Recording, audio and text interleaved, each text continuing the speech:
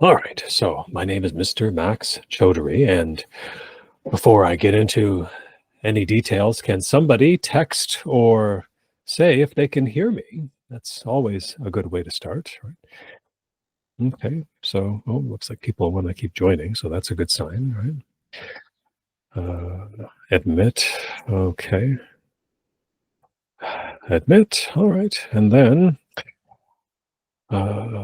okay, so I have this and all right, so everybody or anybody who has maybe joined like recently, keep in mind this is a webinar with me, Chaudhary Law Office. It sounds like I saw a thumbs up, so I think I'm audible. And one thing to keep in mind is that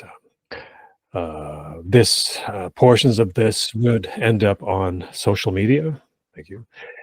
And so, as I did state in the chat, please try to be, try to have confidentiality about yourself. And what I propose to do, depending on how many people there are, is maybe people can simply pose questions in the chat, depending on the volume of people. I mean, if it gets, usually what happens is some people will pose their question and then they're done, which is fine, right? And then because they got what they were looking for in terms of some particular issue. So I'll wait and encourage people to pose questions in the chat, and then what invariably would happen is sometimes the questions lead to my response, and then there may be a follow-up, and sometimes it might be appropriate to pose another question in the chat. So that's, I think, the ideal way to proceed. I mean, if it gets lower in terms of numbers, then we could maybe make it informal and like an actual kind of dialogue. Just by way of introduction, my name is Mr. Max Chaudhary of Chaudhary Law Office. I'm an immigration lawyer based in Toronto, Ontario, Canada. Been a lawyer, immigration lawyer for over 30 years. 31, if I account the apprenticeship at this point. And the purpose of this is to provide clarity, because the more information you see on the internet, sometimes the more confusing it gets. If the normal standby is to simply look at the Canadian government website for immigration, it's not always that straightforward, because sometimes there are provincial programs. So then they, in turn, the 10 provinces and 2 territories have their own websites, which particularly relates oftentimes to potential business candidates and in some cases, work permit holders who have a job offer in the province. And the idea is that people have thus preconceived notions about what is possible and not possible when considering filing some form of application with the Canadian Immigration Department, or simply application meaning even just crossing the border, which some people, depending on the country they're from, they don't need to do anything except electronic travel authorization. And even that sometimes can be fraught with some issues. People seek out answers to those issues when they have a particular set of facts, which could attract some scrutiny by the Immigration Department or the Canada Border Service Agency. And as such,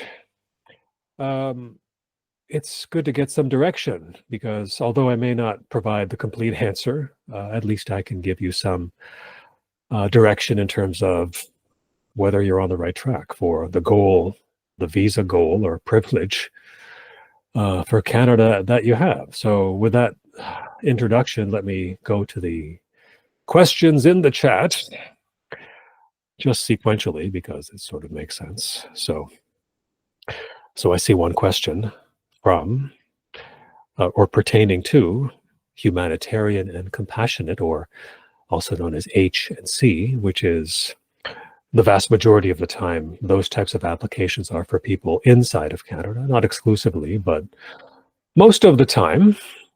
And the question is, if I could shed some light on the stages as dictated by the Canadian Immigration Department, the various H&C case stages. So simply, I try to keep it simple.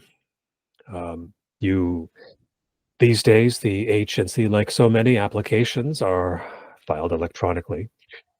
And after the forms are complete and the supporting documents you think are pertinent are submitted, then the Immigration Department would acknowledge the H&C application, issuing an H number. And then, unfortunately, the processing time is getting longer and longer, it seems.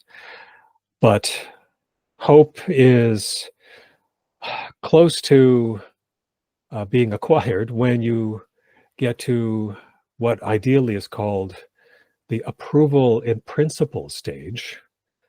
That is where an officer has looked at the application, including the supporting documents, and they review everything and come to the conclusion that your H&C application has met the requirements for showing that there is excessive difficulty and hardship if you were to leave Canada and apply for permanent residency the ordinary way.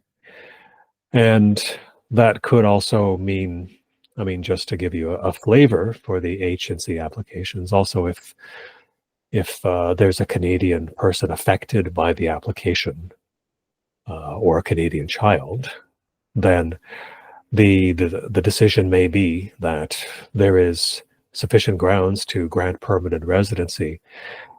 But where does that leave you at this approval in principle stage, AIP? Well, what you can do is, as per the letter that they issue when you acquire approval in principle stage, you could apply for a work permit if you no longer have a work permit or if you never had the ability to work in Canada.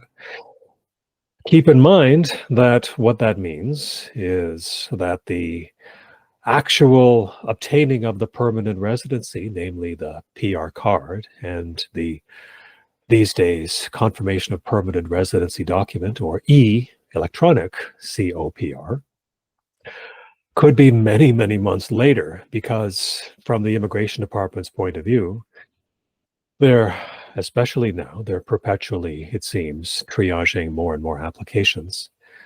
And they want to do the background checks when they have the convenience for this.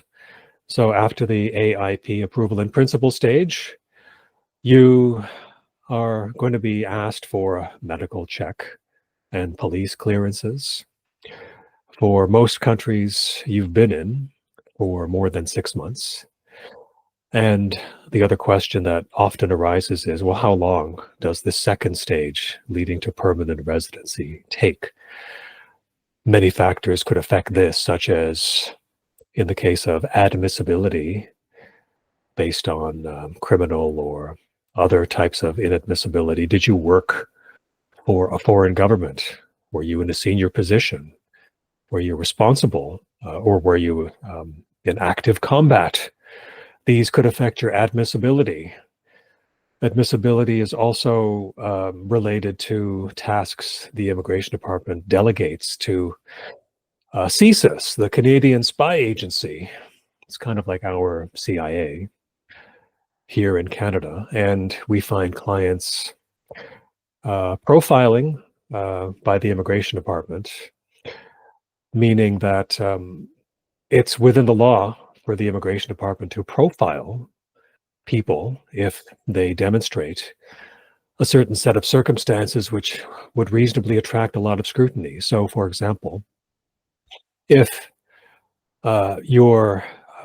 let's say you're from, I don't know, Saudi Arabia, and you're approved for the humanitarian compassionate but they notice your passport stamps show that you visited Sudan and then Afghanistan and maybe Iran.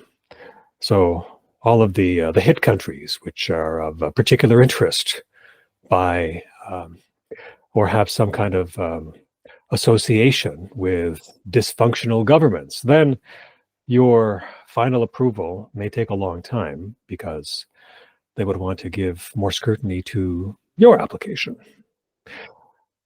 We tend to see a lot of that because, well, law firms, we tend to get these cases where there is some kind of delay. I mean, we take whatever is out there because we're here to provide a service. But on the other hand, if it's a simple humanitarian, compassionate application where, let's say, you've just been underground in Canada and are tired of being underground, and you've built up a nest egg, and you have no family left in your home country, and maybe you have a child in Canada now, then with no sort of adverse travel history or no adverse working for the military of your former country, then the case may be, if you're lucky, maybe like a year after approval in principle. And as always, these things fluctuate. So you can look some of these up on the immigration website. So I just wanted to give a semi-comprehensive contextual answer, keeping in mind the variables associated with the processing time for humanitarian and compassionate applications. Some people may be interested in what they are more specifically, and if so, you can pose that in the chat as well. But in the meantime, looking a bit further down in the chat, right, another sort of dovetailing question related to what I was alluding to. What are the H&C requirements when one is out of status? So keep in mind the power that is vested in officers is contained at Section 25 of the Immigration and Refugee Protection Act, and I should note by heart.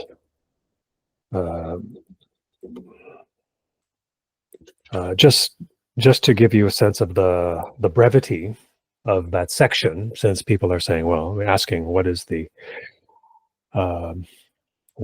sort of supporting documents for this. So for this, the sort of key pillars of a humanitarian, compassionate application that is successful is economic establishment and too much difficulty if you have to uproot and leave your country. So that's just the very start. An officer's analysis would delve into such details as, for example, what circumstances caused you to stay in Canada? Was it ideally a situation where there was instability in your country and so you were forced to stay here, which we do see from time to time?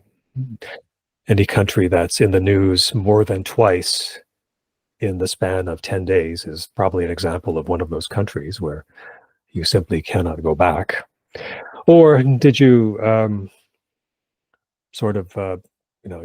you had a work permit and you just left your place of employment and went underground, right? In that latter situation, it would take some explaining about the accumulation of establishment in the form of a job by, well, from the officer's point of view, they would say you just violated the law to create some economic establishment, to create facts on the ground. So you'd have to explain, for example, why you stayed in Canada long. Because the category is so broad, I was just looking for the section. I'll just try to read the salient parts so you don't fall asleep.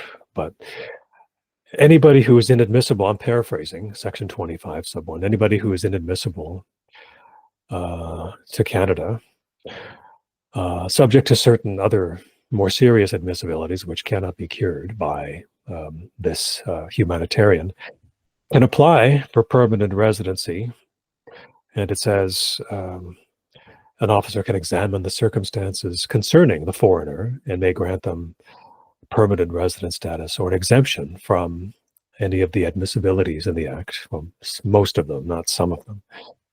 If they are satisfied that they acquired the opinion, it is justified by humanitarian and compassionate considerations, taking into account the best interest of any child affected. So that latter point is simply born out of case law, where it has to be so explicit for the officer that if there is any child, which is basically a person under the age of 18, which may be adversely affected by your having to leave Canada, then that's a strong consideration because it has its own standalone words embedded in the law. So the inference you can take is that if you do have a child in Canada, or if you're taking care of a child in Canada that may or may not be related to you, and there are adverse consequences to that child, if you're deported, then that could be an additional ground for a successful humanitarian compassionate application. I spoke earlier about the issue of establishment and acquiring it, hopefully, under the auspices of a valid work permit. If not, I mean, that's not the end of it. There is some division at the federal court about what to do or how an officer should consider work experience when they acquired it while working illegally. Some judges say that you should not discount it because they worked illegally. Other judges disagree. So that's why there's lawyers. We don't always have a consensus about this, but the strategy in that kind of situation is to acknowledge the failure to maintain employment status and provide reasons. Hopefully those are reasonable reasons that can assuage an officer that your establishment in Canada should be counted despite the failure to accumulate that work experience while on a work permit.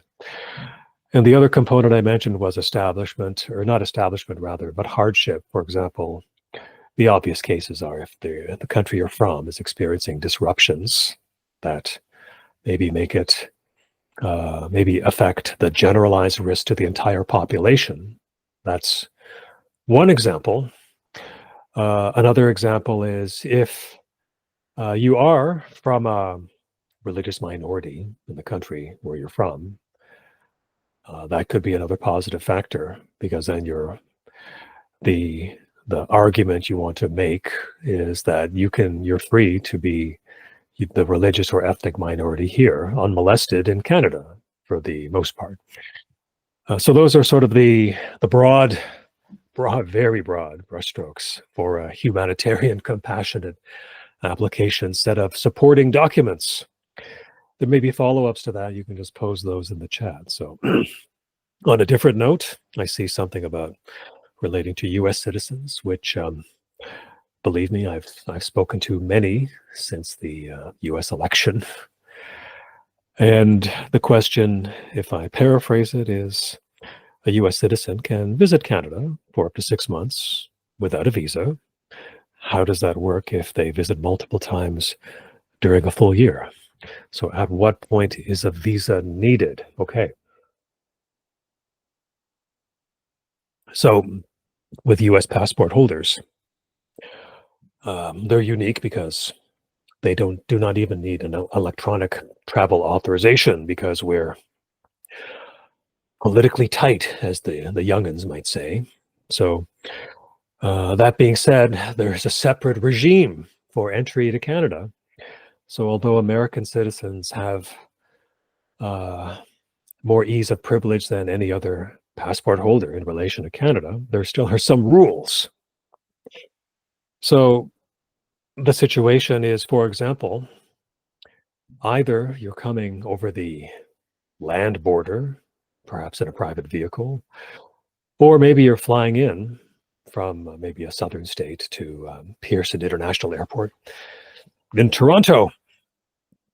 And the officer, the Canadian Border Service officer, is simply doing their job when they ask you, how long are you going to be here for and what's the purpose? It's sort of a universal set of questions. And then you disclose whatever. I'm going to visit my uncle or my girlfriend's parents or whatever.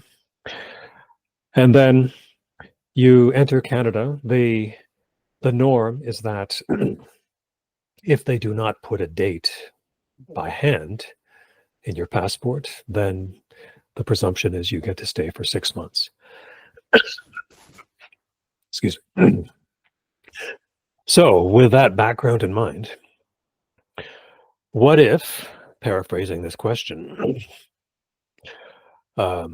you visit Canada a few times during the full year?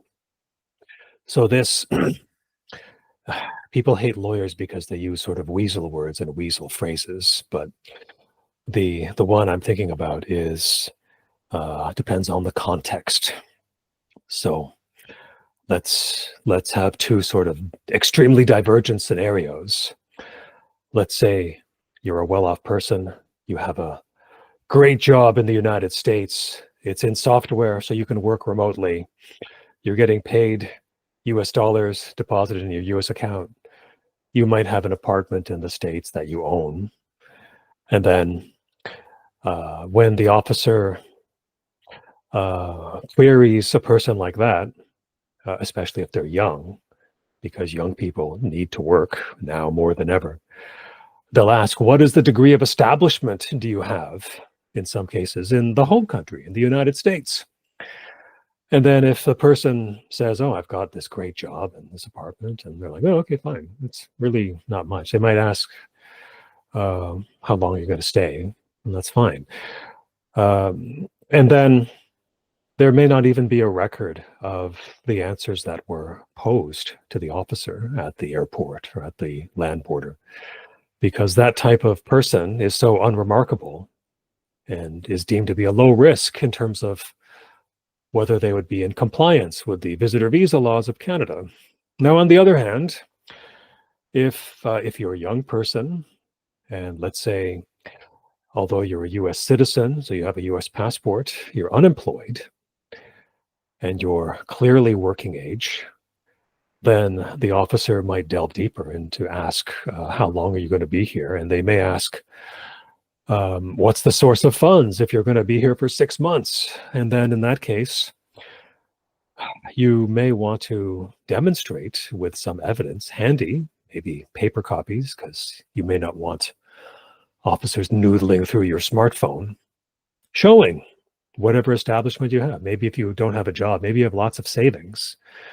Maybe you own a residence with equity and this sort of thing. And in some cases, the officer might say, okay, I'll let you in for like 3 weeks. And then they write in like 21 days on your passport.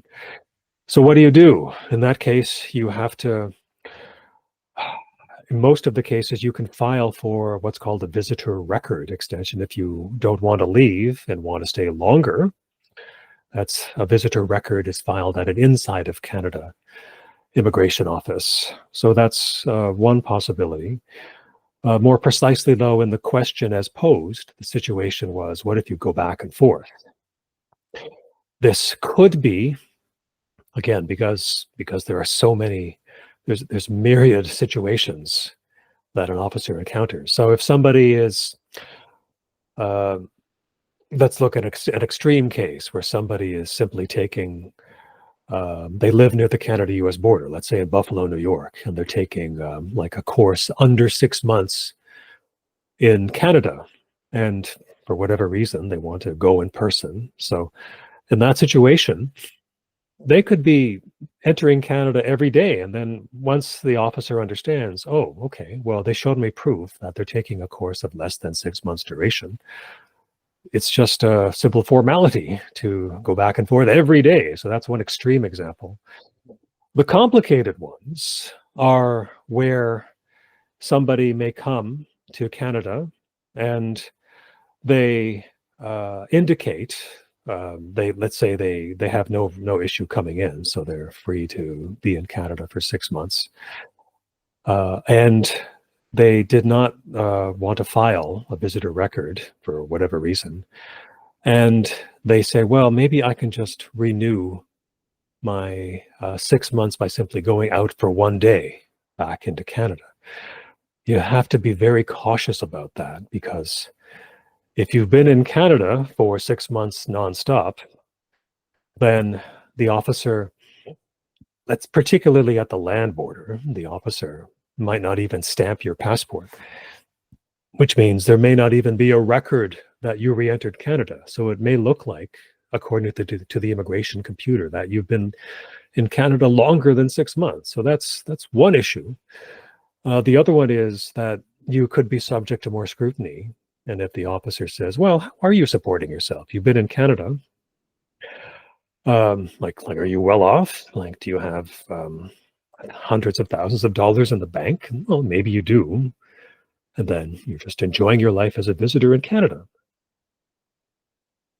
But again, as I say numerous times, the universal rule is that entry is discretionary to Canada unless you're a Canadian citizen. So those are sort of some scenarios. I mean, I hope by giving some extremes that was illustrative, but if not, repose the question with more specificity, I suppose, right? And in the meantime, let's see what else is sort of percolating here. So I don't know if I want to sort of go to the next here. So there is a question: how to change from study visa to visitor visa. Permanent resident programs available for open permit factory workers. Okay, I'm a little bit, it's such a specific phrase, open permit factory workers. I mean, that calls to mind a few things, but if I try to sort of divine what might be a question of general interest there, the clear aspect is changing from student visa to visitor visa. So it's very important, if you are a student in Canada, that you fulfill the terms and conditions of a student, which is to be actively engaged in full-time studies and don't exceed the amount of time you're allowed to work per week, which is, I think it's 25 hours now. It was full-time and then it was 20 hours. I think it's 25 hours. So if you're no longer studying, then you must change your status to visitor if you want to still remain in Canada. Then you're in compliance. As a visitor, you cannot study, you cannot work. And so you would have to justify that with your change of terms and conditions, with things like, for example, proof of sufficient funds to be in Canada as a visitor because you can't work, this sort of thing. So that's typically done at an Inside of Canada office in Edmonton, Alberta, essentially, right? So that's sort of the simple part of the question, right?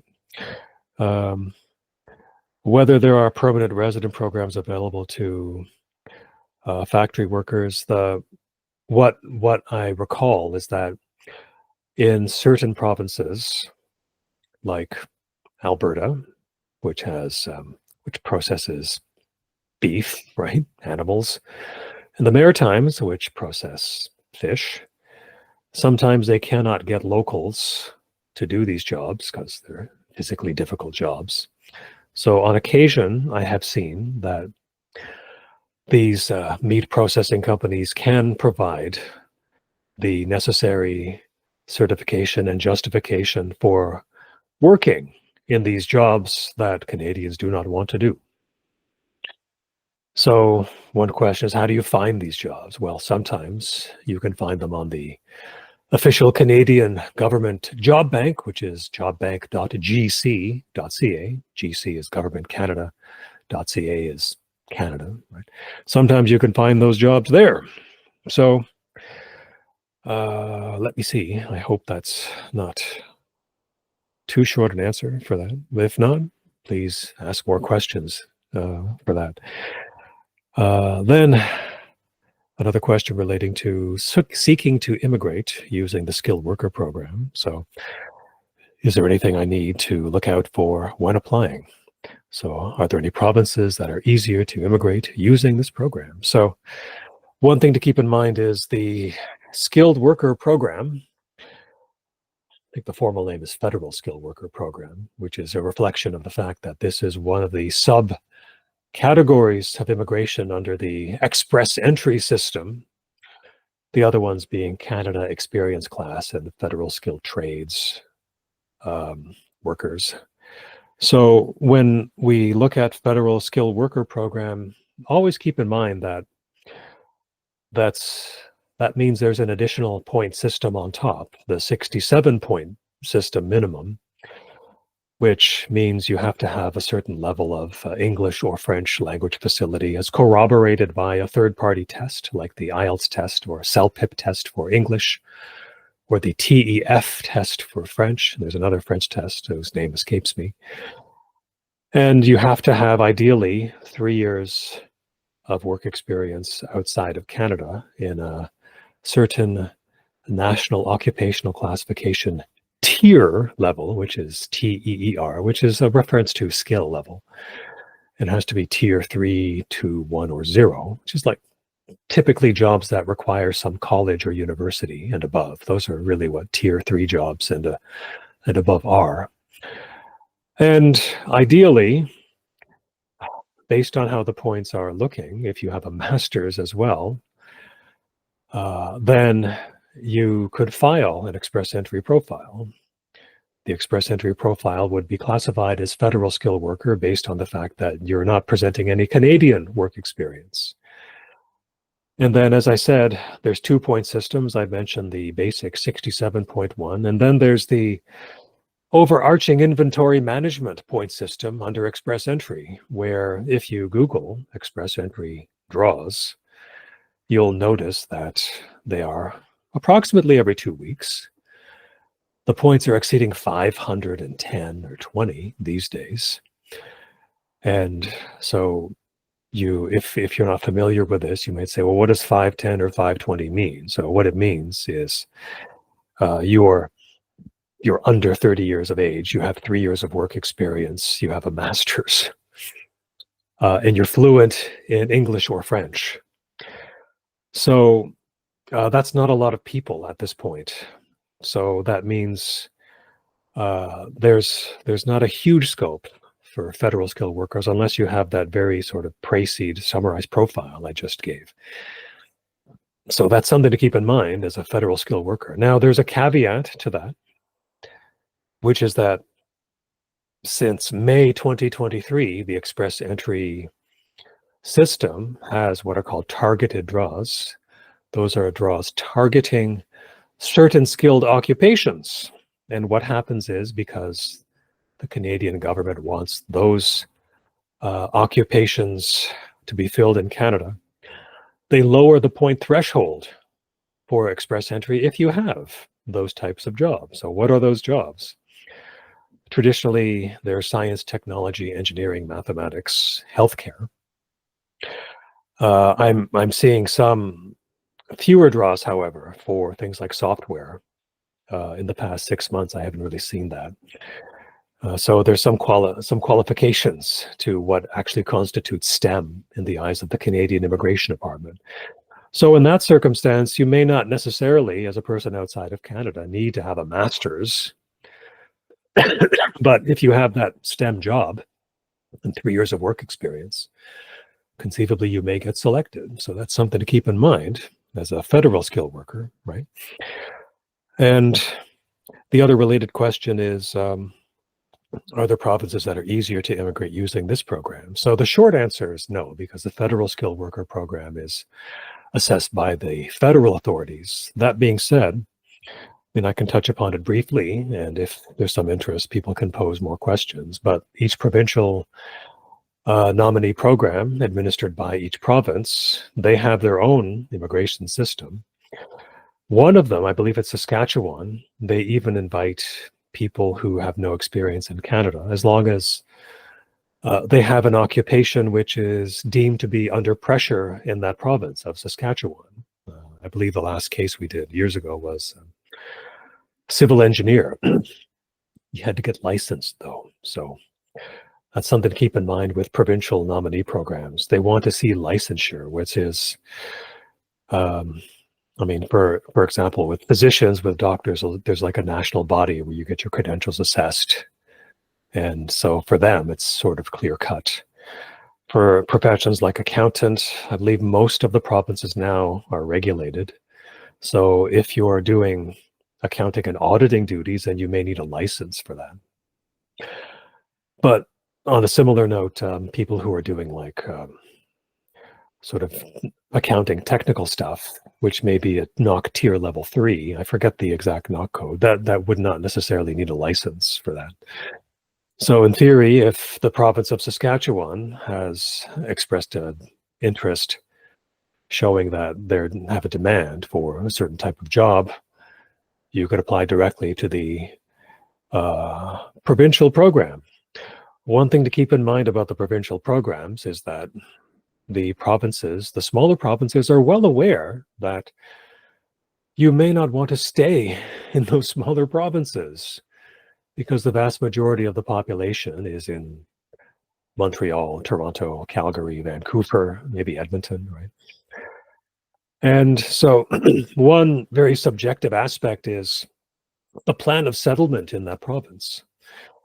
In some cases, it's very straightforward because if you have a job offer in the province, then they're like, well, okay, you've got a job, right? That's pretty clear.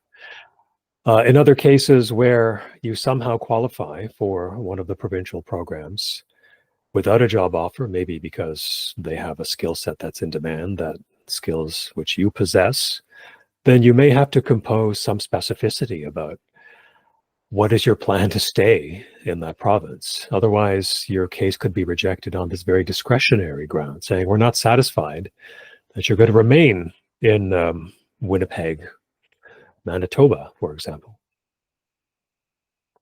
So those are some caveats related to the federal skilled worker and the interplay or the alternative with the provincial nominee programs.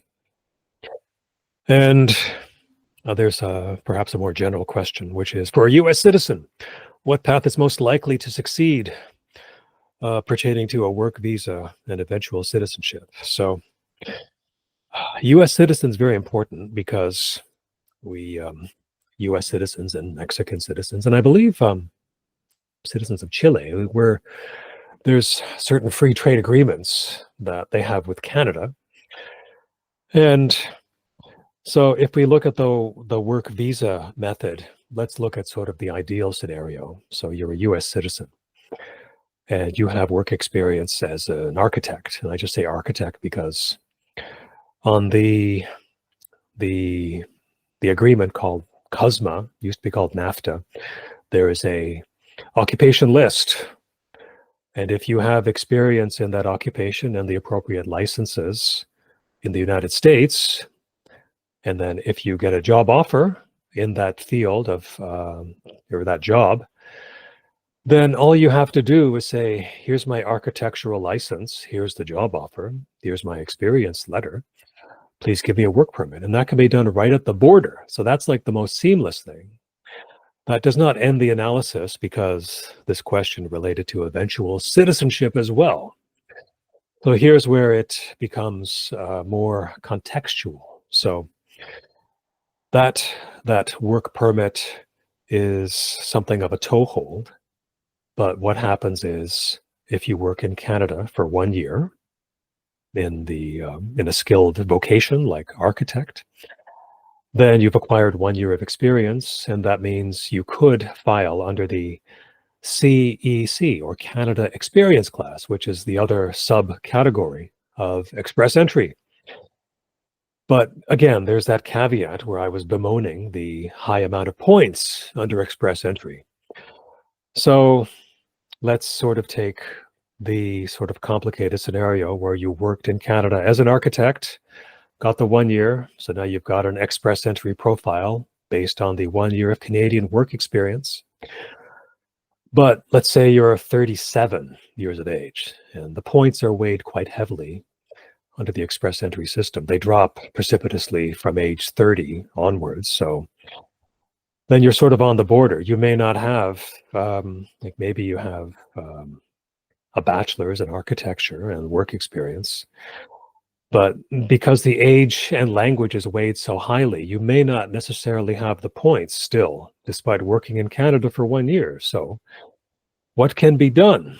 Well, in some situations, if you have a good rapport with that Canadian employer, as demonstrated by their strong need for your skills, they can support your express entry profile by filing themselves what is called an LMIA, or Labor Market Impact Assessment.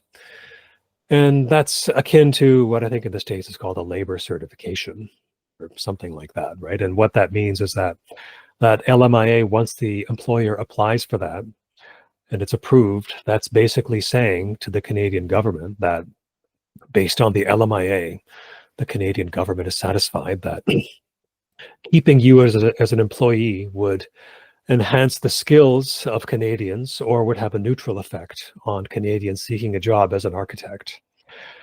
And they would have to promise to employ you on an indeterminate basis, which is basically more than 2 years. And then you get an additional 50 points under the express entry system. Now, I'm speaking today on the 21st of November, 2024. And I mention that in this context because the minister, in an interview, I believe with the Toronto Star, said that he might take away these extra points because there's some abuse in the system, because people are getting questionable LMIAs to make up for the fact that they don't have enough points. So, I mean, stay tuned. But it's something to keep in mind about this, people getting the rug pulled out from under them. If you want to see the example, just look at the plight of international students who needed maybe 430 points like 3 or 4 years ago, and now they need so many points, it's impossible for them to have a pathway for permanent residency.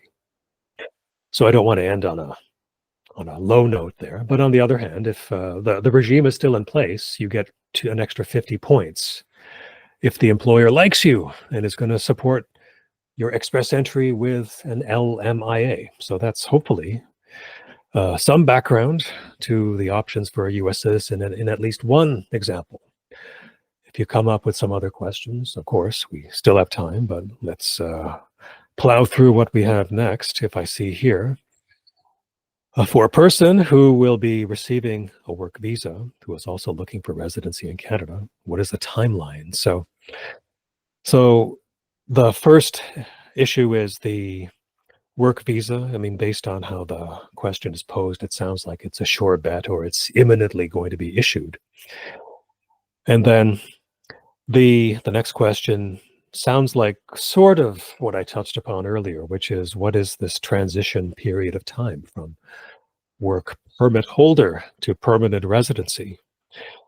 So there's different types of work permits. There's closed work permits, which are restricted to an employer. There's open work permits, which are sometimes associated with simply accompanying your spouse in Canada who's on a work permit. But it all goes into this kind of funnel with the express entry again, right? Everything is predominantly through express entry. I mean, there is that option for the provincial nominee programs, but even half of those require a profile to be placed on the express entry platform, which is administered by the federal government. So there sometimes is a hybrid kind of scenario. But the bottom line is, if, like, based on the point totals required for express entry, it's quite likely you may need, if the points are exceeding 500, you may need 2 or 3 years of Canadian work experience to qualify and be hopefully under the age of like 33 for that. Otherwise, you may not be competitive and you'll have to ask your employer for an LMIA, which sort of goes to the previous question. If there's more related to that, provide more context, I'll endeavor to answer that. I see a longer question here, which is, I'm dual citizen with Canada and US citizenship. Canadian citizenship, I believe, since 2008, as per the question. I've lived in the US the majority of my life, and due to recent unfortunate events, I'm thinking about relocating my family, husband and 2 children, to Canada. What does this process look like? So don't necessarily have a remote job when we head up there. Do I need a job in place at the time when I sponsor my family in Canada? Okay, so this is an important question because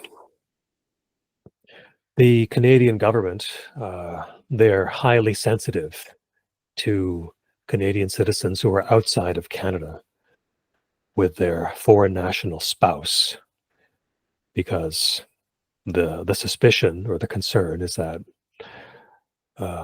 they don't believe you when you say you want to settle in Canada with your foreign national spouse, to sponsor your spouse and, if applicable, sponsor your kids if they're not Canadian citizens. So they impose more requirements for you to sponsor your spouse. They want to see some ability to make sure that you could support your spouse. What that means is, when you sign up to sponsor your spouse, there's a 3-year commitment or undertaking that you promise to fulfill. So what that means is that if you're outside of Canada, then when you file your case to sponsor your spouse,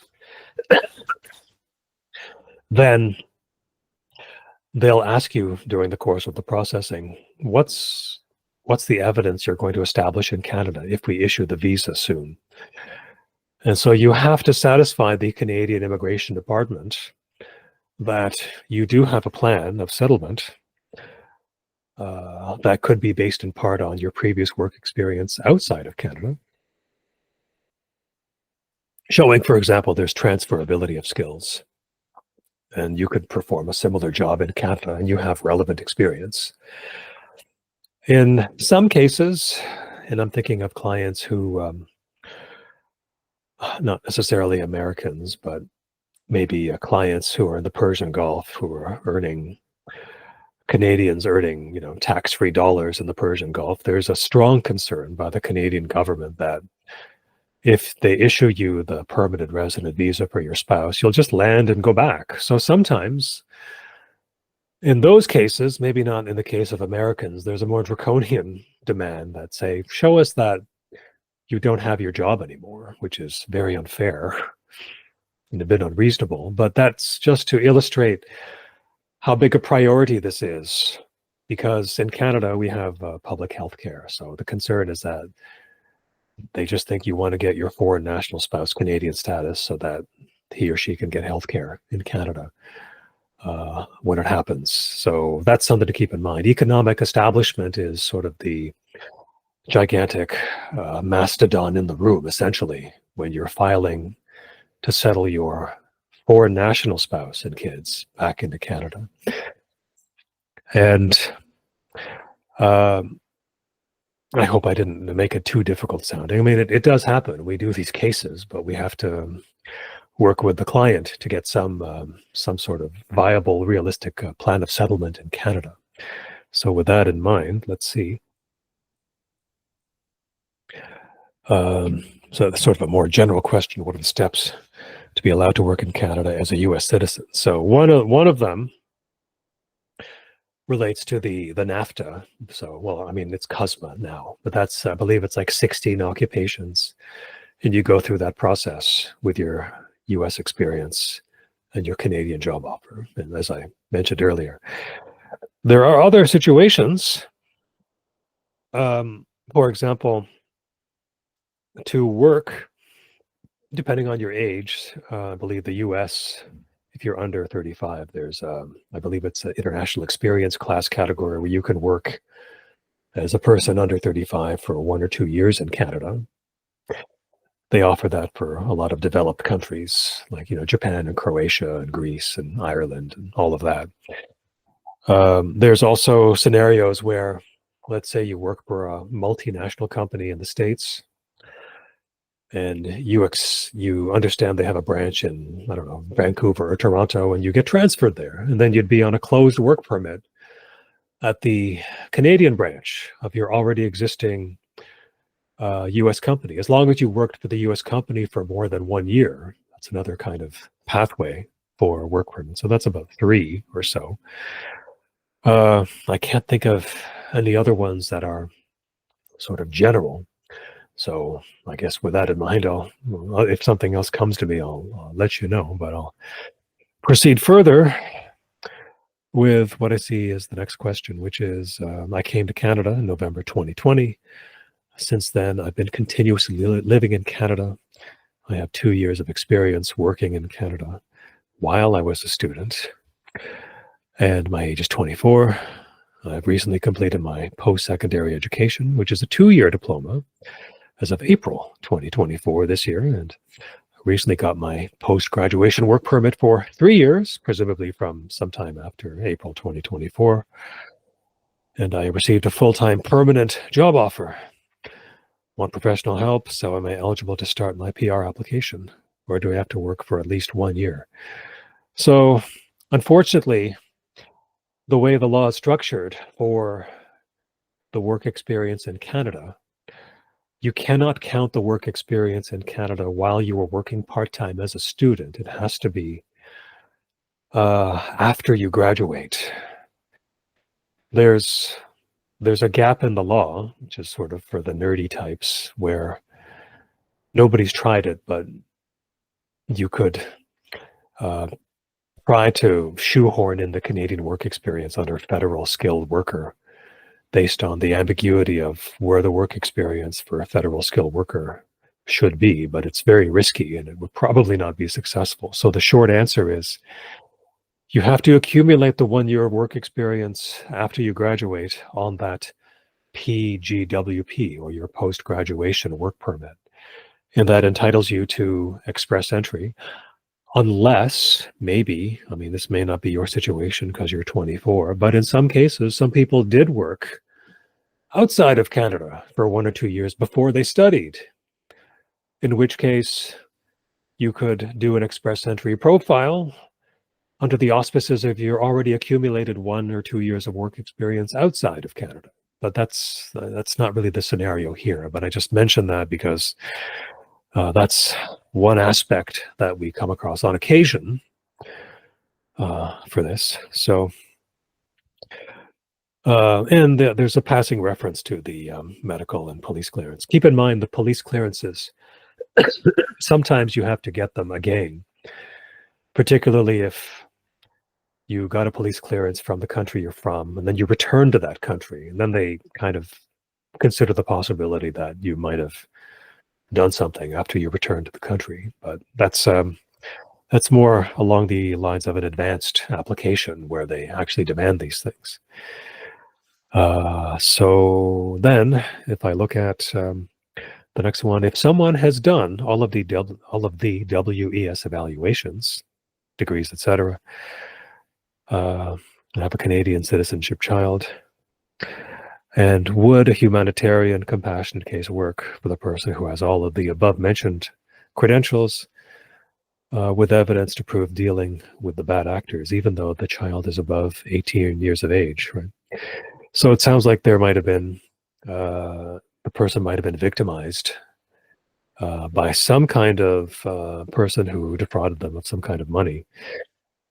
It does remind me of a case where we did file a humanitarian case, and the person was defrauded of 20,000 Canadian dollars while they were here.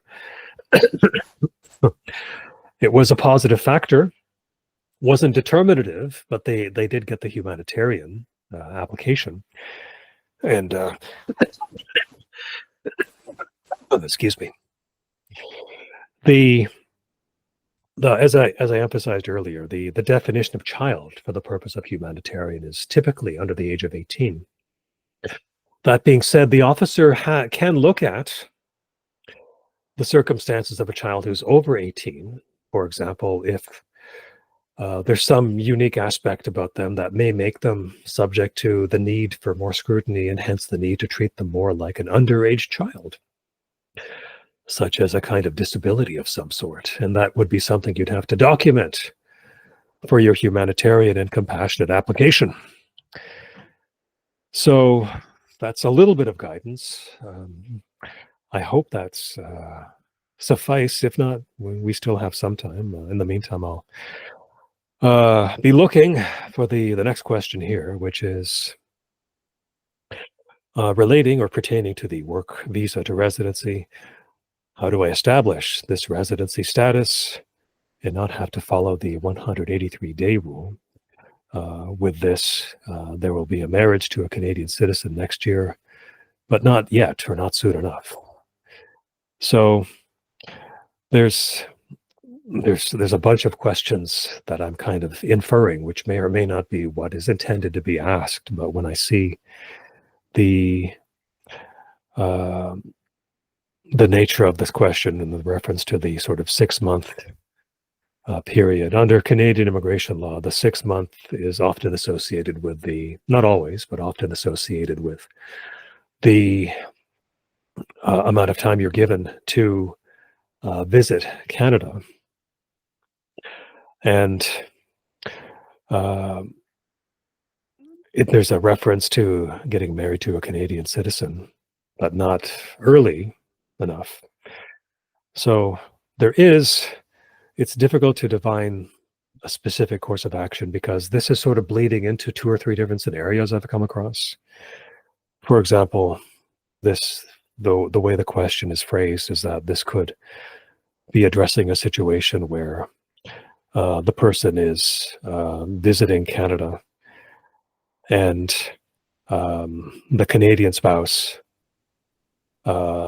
is not yet married to the person, but they still want to be in Canada together. So then you're kind of out of luck because these benefits of applying for an open work permit are only associated with filing a spousal application. I mean, that's the prime example. I mean, there's others as well.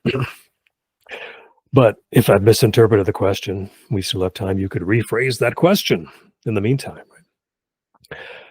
And then maybe I see maybe a follow-up to another question, which is, I think, related to the earlier question about humanitarian and compassionate, where it talked about a child affected by somebody seeking a potential humanitarian compassionate application, mentioning that the child could not continue school, so the mother had to work to support the child until enough money was available for this. So again, I mean, that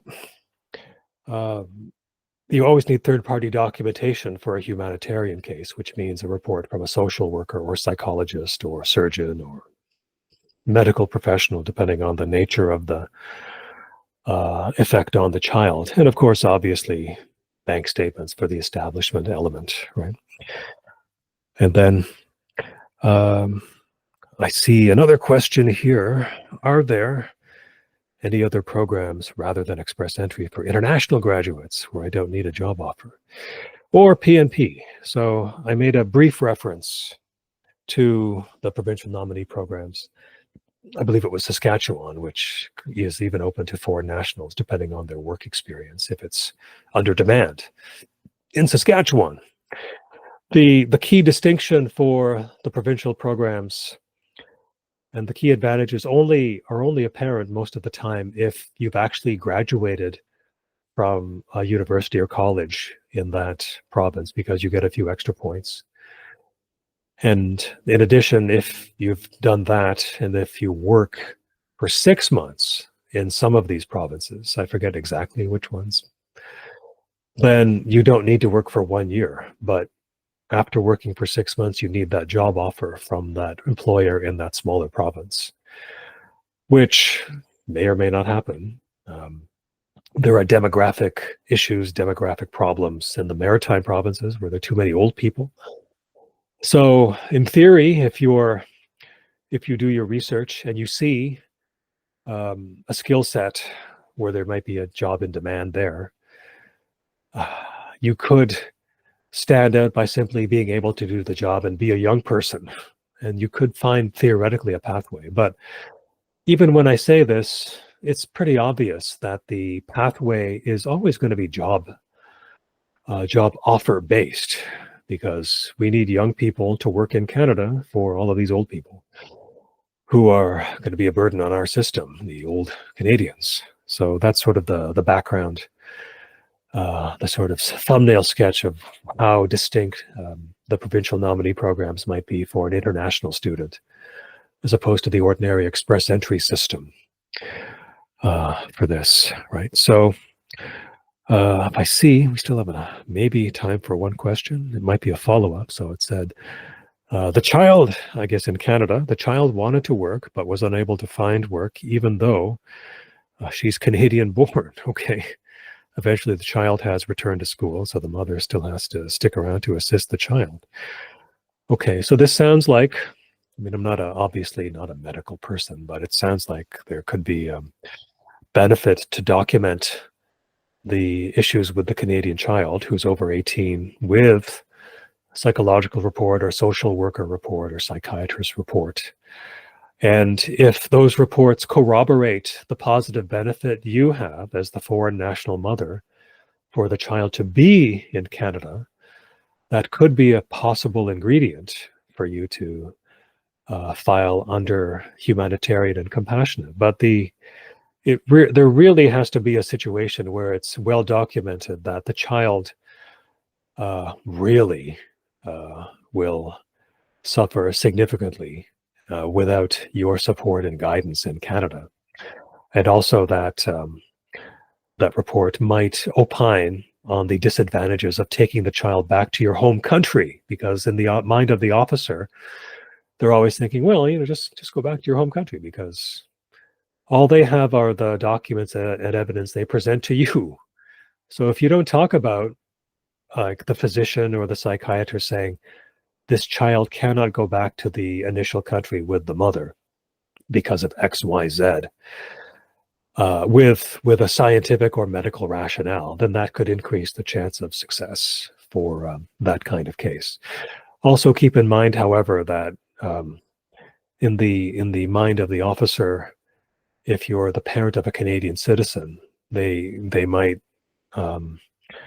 wonder or opine that maybe you can do something like a super visa, which is simply a long-term 5-year visitor visa. So you have to anticipate the concerns of the officer when treading into a humanitarian compassionate application. So with that in mind, thank you so much. I'm hoping this was of assistance. And again, my name is Max Chaudhary of Chaudhary Law Office, and we are a 3-lawyer law firm in Canada. And I've probably taken 2 minutes more of your time. But if there's any queries, you can reach out to www.chaudharylaw.com, or you can email us to clerk@chaudharylaw.com. And with that, enjoy the rest of your evening. Bye-bye.